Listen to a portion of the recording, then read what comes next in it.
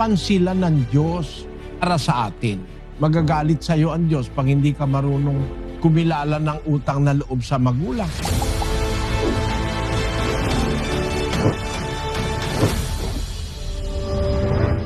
Actually, wala ka naman dapat gawin na para sa sarili mo, no? Para maalis yung dinaramdam mo kamong hinanakit sa magulang mo. Gagawin mo, mag-iisip ka lang na kung kaya ang nanay mo, tatay mo, hindi nagkagustuhan, lilitaw ka kaya sa maliwanag? Magiging tao ka kaya? Magkakaroon ka kaya ng damdamin? Nakakaramdam ka kaya kundi dahil sa magulang mo? Dahil kinasangkapan ng Diyos yun. Pagka ang mag-asawa nagsiping para magbuntis ang babae, dalawang bagay ang nagsasama. Isang cell sa babae, isang cell sa lalaki. Ang cell na ito yung sa lalaki, sperm cell, sa babae yung egg cell. Yun lang ang cell sa katawan natin na 23 lang ang chromosomes.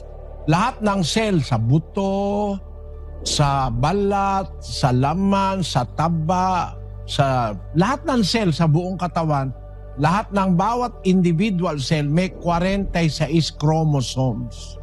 Every human cell. Pero yung egg cell, 23 lang. Yung sperm cell, 23 rin.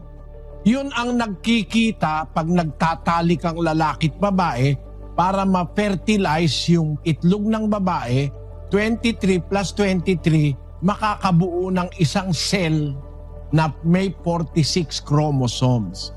Yun ngayon ang unti-unting magdi-divide para maging 2 cell, 4, parami ng parami, hanggang magkaroon ng tinatawag na fetus o yung nagiging bata.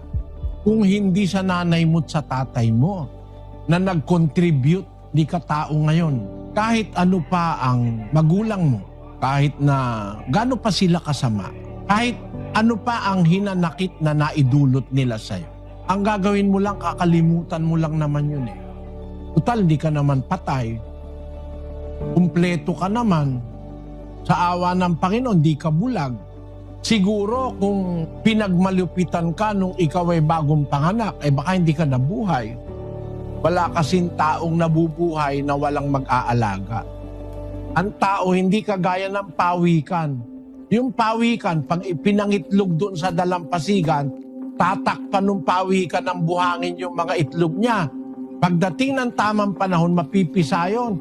Walang nanayan, walang tatay. Parang ulilang bata yan . Pero pag nakataka sila doon sa pinanggalingan nilang kung saan sila napisa, papunta yan sa tubig. Pag nakarating sa tubig yan, lawak-lawak na ng dagat.